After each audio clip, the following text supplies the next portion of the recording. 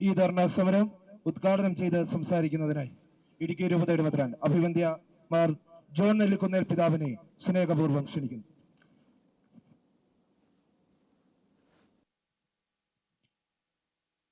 കത്തോലിക്ക കോൺഗ്രസിന്റെ ഇടുക്കി രൂപത president Shri George Koyikkal, general secretary Shri Sijo Elanthoor, രൂപതയിലെ വികാരി ജനറൽമാരായ monsignor Jose Karivelikkal, monsignor Jose Plachickal, monsignor Abraham Purayattu, വൈദികരെ, പ്രിയപ്പെട്ട സഹോദരി സഹോദരന്മാരെ, മാധ്യമ സുഹൃത്തുക്കളെ, സമാനതകളില്ലാത്ത ഭീകരമായ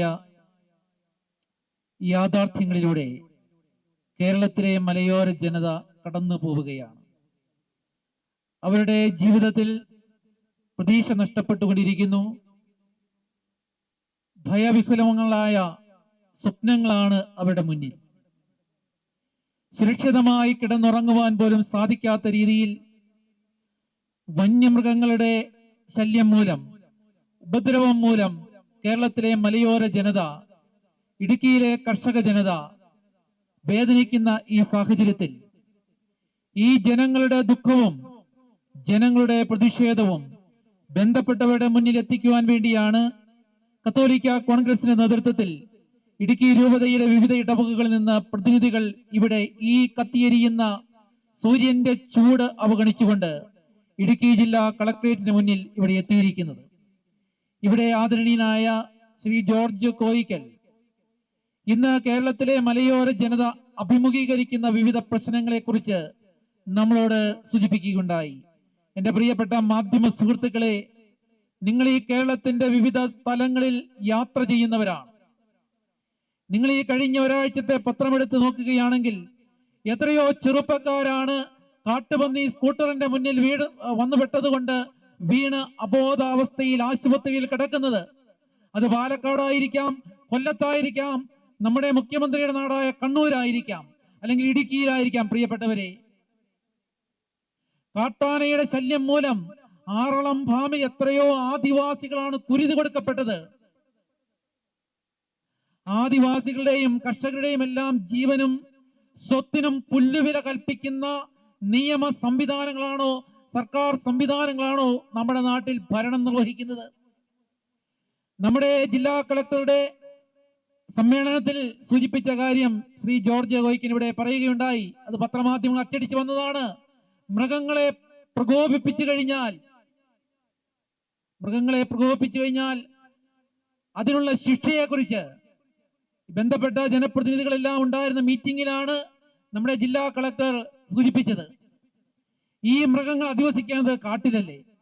ഈ മൃഗങ്ങൾ കാട്ടിൽ നിന്ന് മാറി മനുഷ്യർ അധിവസിക്കുന്ന പ്രദേശത്തേക്ക് എത്തുമ്പോൾ എന്തുകൊണ്ട് സർക്കാർ നിയമങ്ങൾ ഉപയോഗിച്ച് ഈ മൃഗങ്ങളെ കാട്ടിലേക്ക് തന്നെ തുരത്തുന്നില്ല? ഇവിടെ 1972 വന്യജീവി സംരക്ഷണ നിയമം കാലോചിതമായി പരിഹരിക്കേണ്ട കാലം കഴിഞ്ഞുവെന്ന് ഞങ്ങൾ ഇവിടെ സൂചിപ്പിക്കുവാനായിട്ട് ആഗ്രഹിക്കുകയാണ്. ഇവിടെ ഏതെങ്കിലും ഒരു കൃഷിക്കാരന് മനസ്സുറച്ച് ലോൺ എടുത്ത് കൃഷി നടത്താൻ സാധിക്കുവോ? ഏല കർഷകർക്ക് സാധിക്കുവോ? കുരുമുളക് കർഷകർക്ക് സാധിക്കുവോ? അല്ലെങ്കിൽ മറ്റേതെങ്കിലും വിളകൾ നടത്തുന്നവർക്ക് സാധിക്കുവോ?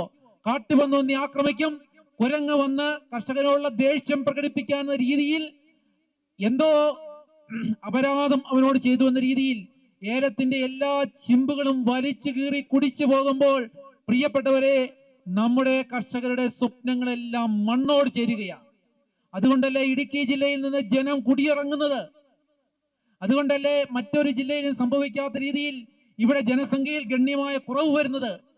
എന്തുകൊണ്ടാണ് 1960 ഭൂപതിവ് നിയമം 64 ചട്ടം പരിഷ്കരിക്കണമെന്ന് ഞങ്ങൾ ഗവൺമെന്റിനോട്, ഇവിടെയുള്ള വിവിധ സംഘടനകൾ ഗവൺമെന്റിനോട് ആവശ്യപ്പെടുന്നത്? കാലാകാലങ്ങളിൽ രാഷ്ട്രീയ കക്ഷികൾ ഇവിടെ ഒരു വഴിപാട് പോലെ അവർ ചിലപ്പോൾ ധർണ നടത്തും, ചിലപ്പോൾ യാത്ര നടത്തും. എന്നിട്ടും 2023 കേരള സംസ്ഥാന സർക്കാർ നിയമസഭയിൽ പാസാക്കിയ ഭൂപതിവ് ചട്ട ഭേദഗതി ബില്ല് എന്തുകൊണ്ട് ഇന്നും നടപടികൾ, അതിന്റെ ചട്ടങ്ങൾ ആവിഷ്കരിച്ചുകൊണ്ട് ഈ 18 മാസത്തിന് ശേഷവും നടപ്പിലാക്കാനുള്ള ഇച്ഛാശക്തി സർക്കാർ കാണിക്കാത്തത് എന്താണെന്ന് ഈ ജനങ്ങളോട് പറയണം. എന്താണ് ഇതിന്റെ പ്രശ്നമെന്ന് ഈ ജനങ്ങളോട് പറയണം.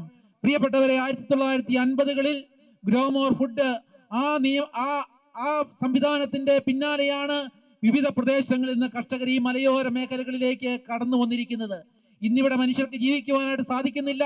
ഈ നിർമ്മാണ നിരോധനം 1964-ലെയും 60-ലെയും എല്ലാം നിയമത്തിന്റെയും ചട്ടങ്ങളുടെയും എല്ലാം പേര് പറഞ്ഞ് നടപ്പിലാക്കുമ്പോൾ നമ്മൾ ചോദിക്കേണ്ടത്, ഇവിടെയുള്ള മനുഷ്യന്റെ അവകാശങ്ങൾക്ക് ആരുത്തരം പറയും? ജീവിക്കാനുള്ള മൗലിക അവകാശം, സ്വത്ത് സംരക്ഷിക്കുവാനുള്ള മൗലിക അവകാശം, അതൊന്നും നടക്കുകയില്ല. ഇവിടെ സ്കൂള് വേണ്ട, ഇവിടെ കോളേജ് വേണ്ട, ഇവിടെ വിദ്യാഭ്യാസ സ്ഥാപനങ്ങൾ വേണ്ട, ഇവിടെ ഫാക്ടറികൾ വേണ്ട. ഇവിടെയുള്ള മനുഷ്യർ എങ്ങനെയെങ്കിലും നശിച്ചു പോകട്ടെ എന്നാണോ ബന്ധപ്പെട്ടവർ ചിന്തിക്കുന്നത്? അടുത്തിടയ്ക്ക് ഹൈക്കോടതി ഒരു നിരീക്ഷണം നടത്തി. വന്യമൃഗങ്ങളുടെ ഭീഷണിയിൽ മനുഷ്യർ ജീവിക്കുന്നത് മനുഷ്യന്റെ മൗലികാവകാശ ലംഘനമാണ്.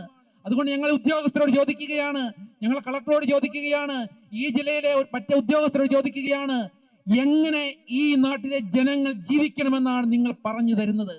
നിങ്ങളുടെ ടൗണുകളിലെ പോലെയോ നിങ്ങളുടെ സംസ്ഥാനങ്ങളിലെ പോലെയോ ജീവിക്കാനുള്ള ഒരു സാഹചര്യമല്ല ഇടുക്കിയിലുള്ളത്.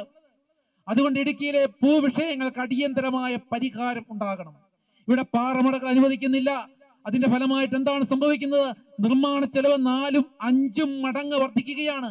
തൊടുപുഴയിൽ നിന്നും കോതമംഗലത്ത് നിന്നും തമിഴ്നാട്ടിൽ നിന്നുമൊക്കെ കല്ല് കൊണ്ടുവന്ന് ഇവിടെ ഭവനങ്ങൾ നിർമ്മിക്കുവാനായി സാധാരണക്കാർ കഷ്ടപ്പെടുമ്പോൾ, പ്രിയപ്പെട്ടവരെ, ആര് ഇതിന് ഉത്തരം പറയും? ഈ പ്രശ്നങ്ങളെല്ലാം ജനമധ്യത്തിലെത്തിക്കുവാൻ വേണ്ടി അടിയന്തരമായിട്ട് സംസ്ഥാന സർക്കാരിന്റെയും കേന്ദ്ര സർക്കാരിന്റെയും ഇടപെടലുകൾ ഈ മേഖലയിൽ ഉണ്ടാകണം. ഇവിടെ കർഷകർ നിസ്സഹായരായി ആത്മഹത്യയുടെ വക്കിലെത്തിയിരിക്കുന്ന സാഹചര്യമുണ്ട്. സഹകരണ ബാങ്കുകളിൽ നിന്ന്, കേരള ബാങ്കിൽ നിന്നൊക്കെ ലോൺ എടുത്തിട്ട് 2018-ലെ പ്രളയവും കോവിഡും കാർഷിക മേഖല തകർച്ചയും എല്ലാം മൂലം പലിശ പോലും അടയ്ക്കുവാൻ കഴിയാതെ കർഷകർ വിഷമിക്കുമ്പോൾ അവരുടെ കടങ്ങൾ പലിശയെങ്കിലും എഴുതിത്തള്ളുവാനുള്ള സന്മനസ് ബന്ധപ്പെട്ട സർക്കാർ കാണിക്കണം. ഇടുക്കി ജില്ലയ്ക്ക് വേണ്ടി കാലാകാലങ്ങളിൽ നിങ്ങൾ പാക്കേജുകൾ പ്രഖ്യാപിക്കാറില്ലേ? എവിടെയാണ് ആ പാക്കേജുകളുടെ അന്നത്തെ അവസ്ഥ? ഈ പാക്കേജുകൾ കൊണ്ട് ആർക്കാണ് ഗുണമുണ്ടാകുന്നത്? വനാതിർത്തിയിൽ തന്നെ വന്യമൃഗങ്ങളെ നിലനിർത്താൻ വേണ്ടി നിങ്ങൾ പല റാപ്പിഡ് ആക്ഷൻ ഫോഴ്സിന്റെ ഒക്കെ രൂപീകരണം നടത്തിയല്ലോ. എന്നിട്ട് എന്തുകൊണ്ട് അതിന്റെ ഫലം അനുഭവിക്കുന്നില്ല? എവിടെ ലക്ഷങ്ങൾ മുടക്കി, കോടികൾ മുടക്കി ആനമതിൽ പണിയുമെന്ന് നിങ്ങൾ പറഞ്ഞു. ആ മതിൽ എവിടെ? പ്രിയപ്പെട്ടവരെ, ഇവിടെ അധിവസിക്കുന്ന മനുഷ്യന്റെ ജീവന് വിലയുണ്ടാകണം. ഈ ഇടുക്കി രൂപതയിലെ കത്തോലിക്ക കോൺഗ്രസും ഇടുക്കി രൂപതയും ഈ നാട്ടിലെ ജനങ്ങളോടൊപ്പമാണ്. ഈ നാട്ടിലെ എല്ലാ വിഭാഗം ജനങ്ങളോടൊപ്പമാണ്. അതിലെ വിവിധ മതവിഭാഗങ്ങളിൽപ്പെട്ട ആളുകളുണ്ട്, വിവിധ രാഷ്ട്രീയ കക്ഷികളിൽപ്പെട്ട ആളുകളുണ്ട്. ഇന്നിവിടെ കടന്നു വന്നിരിക്കുന്ന ആളുകൾക്കെല്ലാം വ്യക്തമായ രാഷ്ട്രീയമുള്ള ആളുകളാണ്. അവർ ഇടതുപക്ഷത്തും വലതുപക്ഷത്തും അല്ലെങ്കിൽ മറ്റു പക്ഷങ്ങളിലും ഒക്കെ അവർ വോട്ട് ചെയ്യും. പക്ഷേ പ്രിയപ്പെട്ടവരെ, ഇന്ന് ഇവിടെ മറയൂരും ഈ കാഞ്ചിയാറ്റിലും ഉപ്പുതറയിലും അതുപോലെ തന്നെ കല്ലാർകുട്ടിയിലും പെരുവന്താനത്തും വയനാട്ടിലും ആറളത്തും അല്ലെങ്കിൽ കൊല്ലത്ത് ഡാനിയൽ എന്ന് പറയുന്ന ഒരു കർഷകൻ പശുവിന് പുല്ലരിയാൻ വേണ്ടി പോയപ്പോഴാണ് കാട്ടുപന്നിയുടെ ആക്രമണം ഉണ്ടായി. അദ്ദേഹം ഇന്ന് ആശുപത്രി കിടക്കയെ അഭിമുഖീകരിക്കുന്നത് നമ്മൾ ഈ ആഴ്ച കണ്ടു. ഇദ്ദേഹം ജോർജ് ഗോയിക്കൻ സൂചിപ്പിച്ച ശ്രീധരൻ എന്ന് പറയുന്ന ഓട്ടോറിക്ഷ ശ്രീധരൻ എന്ന് പറയുന്ന വ്യക്തി സ്വന്തം പണിസ്ഥലത്ത് നിന്നപ്പോഴാണ് കാട്ടുപന്നി അദ്ദേഹത്തെ ആക്രമിച്ചത്. അതുപോലെ തന്നെ ഓട്ടോറിക്ഷ ഡ്രൈവർമാര്, മറ്റ് ജോലി ചെയ്യുന്ന ആളുകളൊക്കെ, നമ്മുടെ കുട്ടികൾ പോലും ഇന്ന് പള്ളിക്കൂടത്തിൽ പോകണമെങ്കിൽ ഈ കാട്ടുപന്നിയെയും കാട്ടുമൃഗങ്ങളെയും പേടിച്ചിട്ട് പള്ളിക്കൂടത്തിൽ പോകുവാൻ പോലും സാധിക്കുന്നില്ല. അത്രയും ദുരന്ത ഭൂമിയിലാണ് നമ്മൾ ജീവിക്കുന്നത്. പ്രിയപ്പെട്ടവരെ, ഞാൻ നിങ്ങളോട് പറയുന്നു, നിങ്ങൾക്ക് ഉറപ്പു തരുന്നു, ഇടുക്കി രൂപത അവസാന ശ്വാസം വരെ ഈ നാട്ടിലെ സാധാരണക്കാരായ ജനങ്ങളോടൊപ്പം ഉണ്ടാകും, സമരരംഗത്തുണ്ടാകും. സർക്കാരിന്റെ മുന്നിൽ, ബന്ധപ്പെട്ട അധികാരികളുടെ മുന്നിൽ നിങ്ങളുടെ പ്രശ്നങ്ങൾ രൂപതയുടെ പ്രശ്നമാണ്. നിങ്ങളാണ് ഈ രൂപത. ഈ നാട്ടിലെ എല്ലാ വിഭാഗം ജനങ്ങളുടെയും ക്ഷേമത്തിന് വേണ്ടി, ഐശ്വര്യത്തിന് വേണ്ടി പ്രതിബദ്ധരായിട്ടുള്ളവരാണ് ഇവിടുത്തെ കത്തോലിക്ക രൂപത. പ്രിയപ്പെട്ടവരെ, നമുക്കൊന്നു ചേരണം, നമ്മുടെ പ്രശ്നങ്ങൾ ബന്ധപ്പെട്ടവരെ അറിയിക്കണം. നിങ്ങൾ ഈ പൊരിവെയിലിനെ അവഗണിച്ചുകൊണ്ട് ഈ കൃഷിപ്പണികൾ നടക്കുന്ന ഈ കാലഘട്ടത്തിൽ ഈ കളക്ടറേറ്റിലേക്ക്, ഇടുക്കി ജില്ലാ കളക്ടറേറ്റ് കടന്നു വന്ന വലിയൊരു സൂചനയാണ് ഇത്. ബന്ധപ്പെട്ട അധികാരികളുടെ മുന്നിൽ ഞങ്ങൾ അവതരിപ്പിക്കുന്ന ശക്തമായ പ്രതിഷേധമാണ്.